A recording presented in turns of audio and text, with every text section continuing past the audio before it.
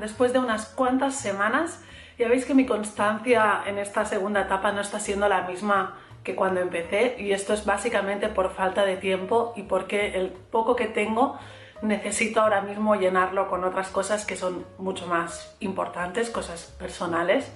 Así que no puedo tener la misma constancia que tenía antes, pero no quiero volver a dejar de grabar vídeos durante tanto tiempo.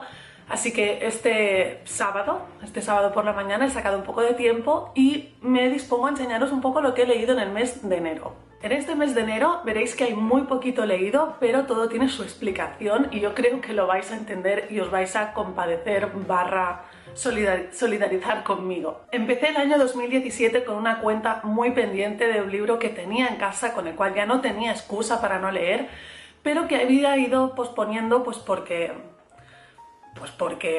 lo vais a entender.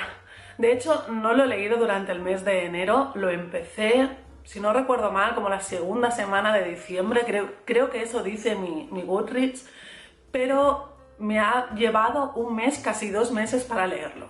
Y se trata de Los Miserables. Este libro que yo leí en una edición de Alianza Editorial, que está muy bien porque está hecha en dos volúmenes, entonces va muy bien, no para la lectura, sino para la espalda, básicamente, porque yo leo de camino al trabajo cada día. Yo tardo aproximadamente 50 minutos en tren a llegar a mi puesto de trabajo y esos 50 minutos los invierto en olvidarme del mundo y leer. También leo en casa, pero hay que reconocer que el grueso de horas en el que yo estoy leyendo es en un tren con los cascos puestos. De esta manera, carretear todo esto durante un mes, casi 2 meses, un mes y 3 semanas, hubiera sido imposible, hubiera sido inviable. Por eso me compré la versión en dos tomos. Es muy cómodo, aunque pesa un quintal. O sea, a mí he tenido que hacerme masajes después de este libro. Ha sido horrible, pero ha valido la pena. Los Miserables, el clásico de los clásicos franceses, escrita en 1862, es la novela de 1600 páginas en mi edición al menos, pero bueno, ronda las 1000 páginas seguro en cualquiera de las ediciones. Es la novela que todo buen lector ha leído, quiere leer o va a leer próximamente. ¿Por qué? Me preguntaba yo. ¿Por qué es tan importante Los Miserables? ¿Qué tiene realmente? Hay muchas historias épicas, hay muchos dramas escritos que tienen que ser buenísimos. ¿Por qué Los Miserables? Se han hecho 2 pelis, todo el mundo habla de ellos, Jean Valjean es como una especie de símbolo. ¿Por qué? Yo no terminaba de entenderlo realmente. Hay que reconocer que yo soy totalmente novata, era totalmente novata cuando empecé a leer el libro porque ni siquiera había visto las 2 películas, ni el musical, ni nada de nada. Lo curioso de esta novela y el motivo por el que mucha gente no le ha gustado todo lo que quisiera es que no es solamente una novela, es también un curso intensivo de historia de Francia en el siglo XIX. El siglo XIX, que es el siglo de oro francés. A muchos niveles, como muchísimos ya sabréis y como además creo que comenté en la reseña de Madame Bovary, el siglo XIX en Francia es como el siglo de la humanidad prácticamente, por lo menos la humanidad occidental. Y Víctor Hugo lo que hace, además de contarte una historia, es darte un curso de historia. Y eso lo hace de una manera que es verdad, yo estoy de acuerdo en algunas personas que sé que creo que lo que les falló de este libro fue esto, es que este curso intensivo de historia lo hace interrumpiendo la trama, interrumpiendo la acción. Él va contando la historia y cuando ya llevas 5 o 6 capítulos que ya empiezas a estar muy metido, corta de raíz, corta la trama completamente, se olvida de los personajes y a lo mejor se tira 6 o 7 capítulos explicándote el contexto de la acción que está viviendo el país en ese momento. Eso lo hace, creo, para ponerte en situación, pero lo hace de una manera tan exhaustiva que puede llegar a ser agotador. De hecho, hay momentos de la novela en que se le va de las manos y se puede dedicar 3-4 capítulos a explicarte cómo están estructuradas las alcantarillas de París.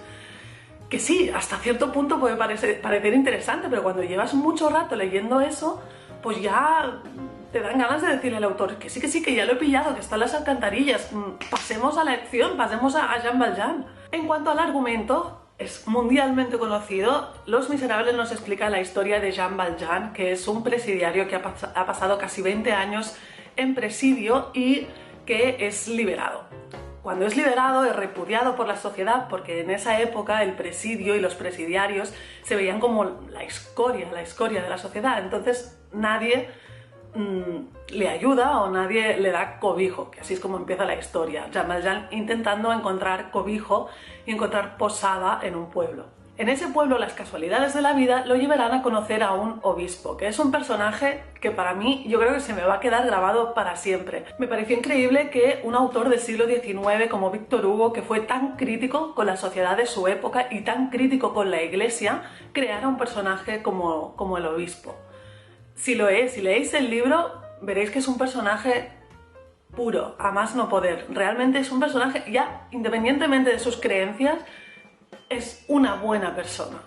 La cuestión es que el obispo cambiará la manera y la percepción que tiene Jean Valjean del mundo y de su vida, y conseguirá, gracias al obispo, desprenderse de todo ese odio que ha ido acumulando durante tantos años en presidio, y con mucha razón además, porque le han tratado realmente muy mal. Desde ese momento Jean Valjean dedicará su vida a los demás, pero no ayudar a los demás a nivel personal, sino a ayudarlos a nivel colectivo.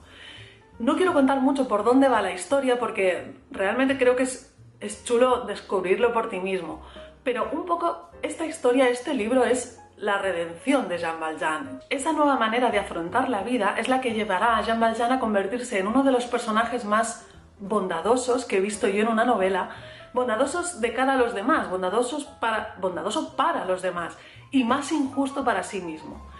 Y esa personalidad en la que se va desarrollando el personaje te cala muy hondo. Realmente quieres a Jean Valjean, lo aprecias durante el libro, lo aprecias por todas las fases que va pasando. Luego hay como un segundo acto en la historia, no sé cómo llamarlo, pero la acción cambia totalmente de foco.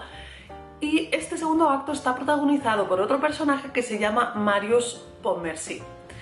Yo tuve realmente problemas con Marius, no por la historia que se cuenta de él, no por esa parte de la trama me gustó porque además me da la sensación de que Víctor Hugo habla con mucho orgullo de la población francesa, habla con mucho orgullo de esa sociedad que se rebelaba contra las injusticias y que lo hacía de una manera muy ideal, ¿no? Siguiendo unos ideales muy puros, eran gente muy joven.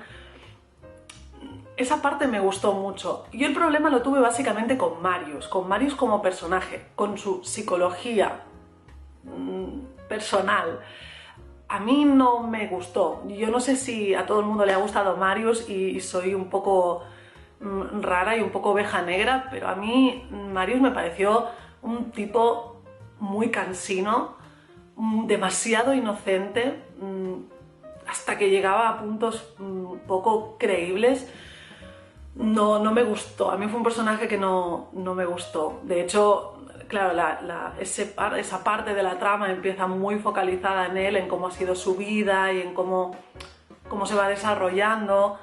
Y a mí esa parte me resultó más aburrida que muchos capítulos de contexto histórico que había habido anteriormente. En cualquier caso, la historia que explica, la historia por la cual pasa ese personaje sí me gustó, y cómo luego se va ligando todo para el final, bueno, esa parte sí me gustó. Pero para mí Los Miserables es Jean Valjean, y con lo que me quedo de ese libro es Jean Valjean. Ni siquiera con Cosette, que es otro de los personajes del libro. A mí Cosette tampoco es que no me robó la vida en absoluto.